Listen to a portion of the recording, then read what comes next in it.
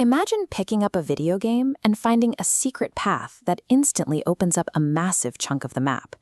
In the real world, that path is Spanish. With just a few basic concepts, you can interact with over 630 million people across the Americas and Europe. Most language classes force you to memorize thick textbooks filled with exceptions and complex rules. We are going to ignore all of that. Today, we're treating Spanish like a video game, focusing exclusively on the foundational mechanics you need to level up and actually start talking. The first big advantage you have is that Spanish is strictly phonetic. What you see on the page is exactly what you say out loud. There are no surprise pronunciations hiding in the spelling. Once you master a few core mechanics, the intimidation of learning a new language begins to fade. That barrier between you and an entire hemisphere of people, food, and culture starts to drop. Let's start with level 1, your starter pack. To initiate any interaction, you only need 3 phrases.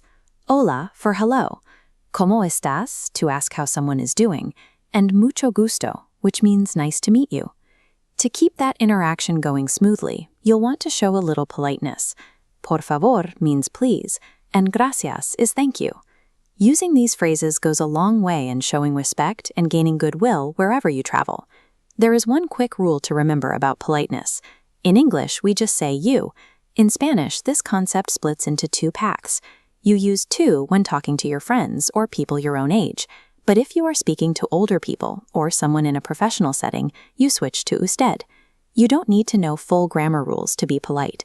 Possessing this basic starter pack allows you to break the ice in a Spanish-speaking environment. Now we enter level 2, the engine room. Every sentence needs an actor, and in Spanish, these are your core subject pronouns. Yo means I, tú means you, and él or ella means he or she. Those actors need actions. For most daily conversations, you rely heavily on 3 main verbs, ser, estar, and tener, which means to have. Both ser and estar translate to the English verb to be, but serve very different purposes. Use ser for traits that don't change often, like where you are from. Use estar for temporary states, like how you feel right now, or your physical location. Here's your biggest grammar shortcut. To say I eat, write yo como. The O ending tells you who is eating, so drop the word yo. The same applies to groups. We run is nosotros corremos. Let nosotros disappear. Corremos gets the point across. Spanish grammar is built to be modular and efficient. By dropping redundant words, you can speed up your speech and communicate with less effort. Let's put these mechanics to the test with our first real-world quest, ordering food accurately at a busy street vendor. Imagine standing in a vibrant, crowded market in Mexico. The smells are incredible, the line moves quickly, and pointing at the menu won't cut it. You can build a customized order just by combining basic numbers with the words con, meaning with, and sin, meaning without. You can confidently ask for 2 tacos con onions and 1 sin cilantro. Now, let's raise the stakes for our second quest. You're exploring a major European city. Your phone battery dies, and you are completely lost. You find yourself in Barcelona as the sun sets behind the Sagrada Emilia, and you need to find your way back to the train station. You just need to ask for a location. You start with ¿Dónde está?, which translates to where is. Then you attach your noun, ¿Dónde está el baño?, for the bathroom, or ¿Dónde está la estación?, for the station.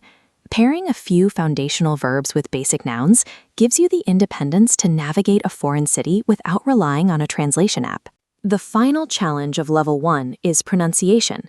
Think of this as the boss fight that helps you avoid sounding like a complete beginner. Let's look at the vowels. A, E, I, O, U. In English, these letters make a dozen different sounds depending on the word. In Spanish, they make one crisp, consistent sound every single time. A, E, O, U. Then there are the silent letters. The letter H and say hola. Finally, rolling your R. Try saying the American English word ladder rapidly. That quick tap of the tongue on the roof of your mouth perfectly mimics the soft Spanish R. In just a few minutes, you've gathered the greetings to start a conversation, the verbs to build simple sentences, and a guide to consistent pronunciation. But language is a muscle. If you don't use it, it won't grow. Your next quest is to practice these mechanics in the real world, or drop a quick Hola in the comments below. And when you're ready for level 2, make sure to subscribe.